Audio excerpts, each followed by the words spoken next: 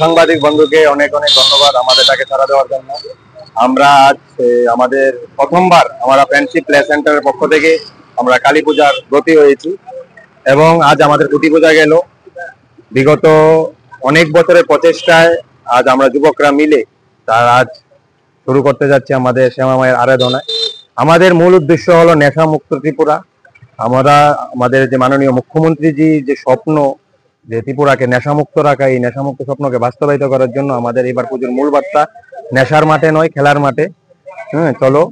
আর আমাদের পুজো হবে 20 তারিখ, দেওয়ালির দিন আমাদের পুজো, এবং 21 তারিখ আমাদের সাংস্কৃতিক অনুষ্ঠান আছে। এবং তাছাড়া আমাদের একটা উদ্দেশ্য হলো আমরা কেউ থেকে চাঁদা নেই না, নিজের দ্বারা আমরা পুজো করছি। এবং আমাদের পুজোর যে উদ্দেশ্যটা যে যুবকরা যাতে একসাথে মাঠে ময়দানে খেলাধুলায় ব্যস্ত থাকে, নেশা থেকে দূরে থাকে, এটাই আমাদের মূল বার্তা।